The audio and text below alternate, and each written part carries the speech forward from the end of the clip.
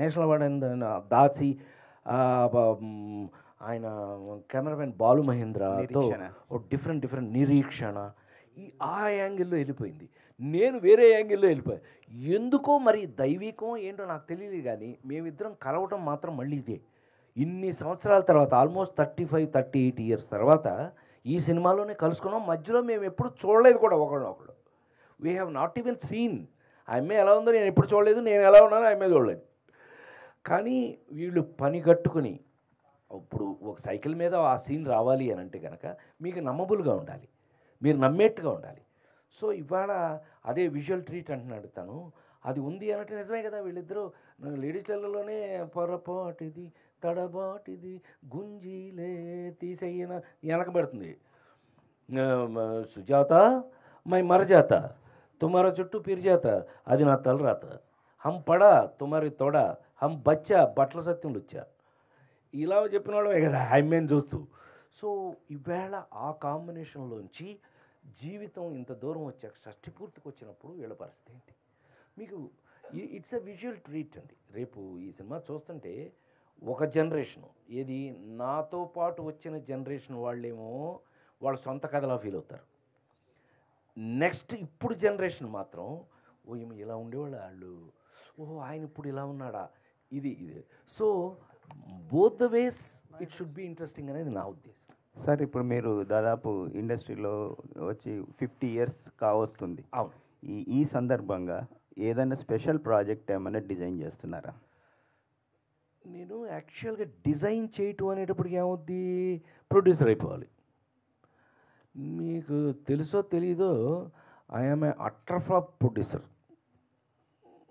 ఎంత utter flop అని అంటే, మా నాన్నగారు చిన్నప్పుడు ఏంట్రా మా అన్నయ్య డ్రగ్ ఇన్స్పెక్టర్ అండి, అంటే ఒక జిల్లాకి ఆఫీసరు. సో ఆయన బాగానే సంపాదిస్తున్నాడు కదా అని చెప్పి నేను ఇంజనీరింగ్ చదివేటప్పుడు నెలకింత ఫిల్మ్ ఇన్స్టిట్యూట్ తగిలేటప్పటికి నెలకు 500. ఏరా ఇంజనీరింగ్ అన్నావు, చదివావు, ఆ సర్టిఫికేట్ తీసి నా మొహన్ బారేసావు, ఆయన ఎమ్మడి పడి పెద్ద ఆయన ఎమ్మడి పడి వెళ్ళిపోయావు, రామారావు ఎమ్మడి పడి వెళ్ళిపోయావు. ఇప్పుడు ఫిల్మ్ ఇన్స్టిట్యూట్ చదువుతున్నావు, నెలకు 500 అని తీసుకున్నావు వాడి దగ్గర. ఫిల్మ్ ఇన్స్టిట్యూట్ అయిపోయింది. ఏదో ఆయన చాలా సంతోషంగా ఆయన మాట్లాడారు నాతో, రామారావు అంతా హ్యాపీ, వీడు చాలా బాగా చేశారు అది ఇదని. మరి ఇంకా నెలకు 500 తీసుకున్నది. మరి సినిమాలు ఎందుకు వస్తాయి? 8 సంవత్సరాలు పట్టింది నేను కమర్షియల్గా సెటిల్ అవ్వడానికి. డబ్బింగ్లు దొరికిన తర్వాత నేను సంపాదించుకున్నాను కొంచెం భోజనానికి. ఇంకా నెలకు 500 తీసుకుంటా ఉంటాయి. ఏం తాగి తందనాలు ఆడుతున్నావా అన్నాడు మా నాన్నగారు. ఆయన ఎలిమెంటరీ స్కూల్ టీచరు, మామూలుగా ఉండదు కదా, బెత్తాలే కదా గోల. ఆ దెబ్బతో పెట్టించుకుని, ఇది మీకు ఎప్పుడు చెప్పలేదు కదా, ఆ రోజున పెట్టించుకుని ఇంట్లోంచి బెజవాడ పనోట్లంక నుంచి ట్రైన్ ఎక్కిన వాడిని ఈ నిమిషం వరకు, ఈ సెకండ్ వరకు ఎవరి దగ్గర ₹1 నేను తీసుకోలేదు. కొన్ని నెలల పాటు భోజనం లేదు, కొన్ని నెలల పాటు అలాగే ఉన్నాను. ఒక రోజుకు ఒక అరటిపండు తిరిగి బతికాను చాలా కాలం. ఏదే మొత్తమే కింద పెట్టి పైన పెట్టి మొత్తం మీద చివరికి డబ్బింగ్ దొరికింది. డబ్బింగ్ డబ్బులతో మద్రాసులో ఇల్లు కట్టే. తెలుసుగా నీకు ఏంటి అప్పట్లో మరి డబ్బింగ్ అంటే ఏంటి అనుకుంటున్నారు? కేఎస్ రామారావుని అడగని చెప్తాడు. కేఎస్ రామారావు గారు తమిళ్లో 100 రోజులు ఆడిన సినిమా తెలుగులో డబ్ చేసి 200 రోజులు ఆడింది. సుహాసిని ఫస్ట్ సినిమా పరువమే, పరుగు పాట అదే ఉంటుంది. తెలుగులో మోహన్కి నేను వాయిస్. అలా తమిళ్లో భారతిరాజా గారు తీసిన సినిమా ఒకటి అట్టర్ ఒకరోజు ఆడింది, గుడ్డోడును డ్యాన్సర్ మీద సినిమా.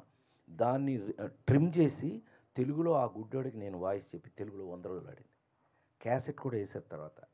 ఏది డబ్బింగ్ డబ్బులతో ఇల్లు కట్టాను. సో అంటే భగవంతుడు నాకు అన్ని అవకాశాలని అట్లా ఇస్తూ డబ్బింగ్లో పరిచయం అయిన వాడే వంశీ. సంగీతం శ్రీనివాసరావు అసిస్టెంట్గా పనిచేస్తూ గుడిగంటల మోగే అనే సినిమాకి నేను ఆ హీరో వాడు తమిళ కుర్రాడు, మేము 5 హీరోలుగా యాక్ట్ చేసిన దాంట్లో వాడు కూడా ఉన్నాడు. కె విశ్వనాథ్ గారి సినిమాలో కూడా ఫ్లూటిస్ట్ వాడికి వాయిస్ అంటే అక్కడ చూశాడు వంశీ. నన్ను వదల్లా, ఇంకా తర్వాత నన్ను హీరో చేసే వరకు వంశీ వదల్లా. ఇలాంటివి భగవంతుడు మనకు ఒక దోవ కల్పించడం. ఇట్స్ ఎ పాత్ 1 by 1 అలా ఇవాళ వరకు.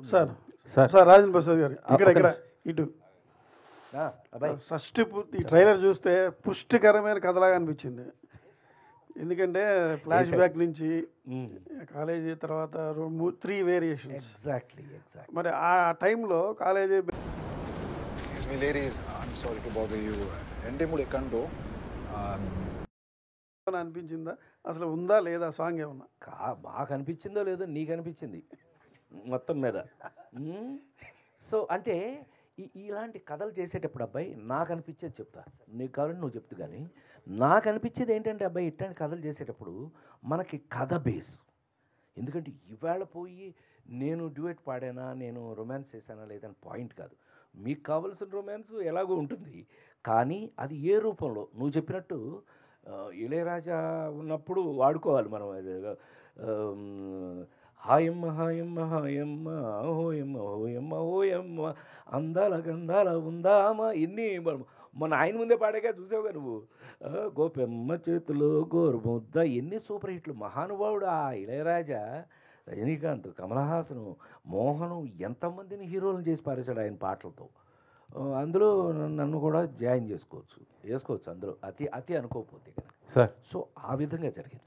నేను వెంకట్ ఎన్టీవీ సార్. ప్లీజ్. అంటే మీరు గతంలో చేసిన ఆ కామెడీ టైం చూస్తే చాలా బాగుంది, కానీ అప్పటిదాన్ని పోలిస్తే ఇప్పుడు మీ కామెడీ టైం చాలా తగ్గినట్టు అనిపిస్తుంది. ఎందుకు సార్?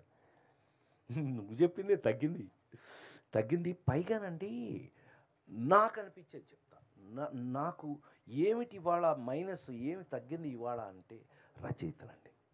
ఆ రోజున జంజాల్ గారి దగ్గర నుంచి, తనికెళ్ళ బర్రి దగ్గర నుంచి, దివాకర్ బాబు దగ్గర నుంచి, కాశీ విశ్వనాథ్ దగ్గర నుంచి వాళ్ళు ఒక్క పంచి రాసి వచ్చి మాకు చెప్పేవాళ్ళు. సార్ హీరో గారు మీరు ఈ పంచి వినాలి, మనిషికి ఎన్ని కాళ్ళు, ఎదురుని 3 పక్కన పెళ్ళంలో నేనన్నా ఈ పీనాస్ క్యారెక్టర్ హీరోగా నేను యాక్ట్ చేయాలి అంటే నాకు పంచులు చాలా కావాలి, లేదంటే నేను చేయను అని అన్న.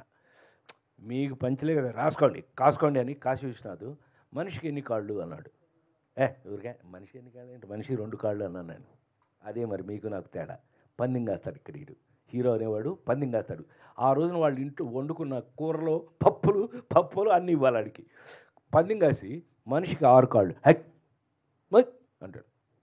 అసిస్టెంట్ డైరెక్టర్ పిలిచాడు, నుంచోమన్నాడు. ఉంగో అన్నాడు. ఇలా ఉంగున్నాడు. ఏంటన్నాడు. మోకాళ్ళు ఎన్ని? 2. తోచాడు అతన్ని. టప్పని వెనకబడ్డాడు.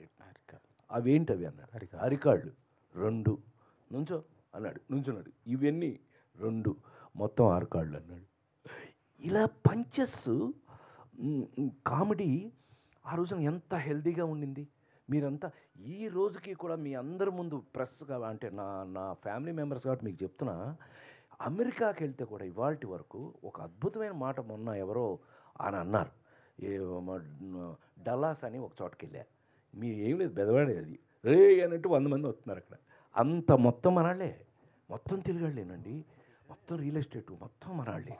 సరే అక్కడికి వెళ్తే ఫంక్షను ఎక్స్ట్రాడినరీగా జరిగింది. ఆల్మోస్ట్ 25,000 30,000 మంది వచ్చారు. ఇలా ఉన్నారండి ఆడియన్స్. అది ఆ థియేటర్ ఏమో ఏదో మైకేల్ జాక్సన్ పాట పాడుతూ, మీకు తెలుసుగా మధ్యలో ఉంటుంది ఇంత బారు స్టేజ్, ఇక పాడుకుంటూ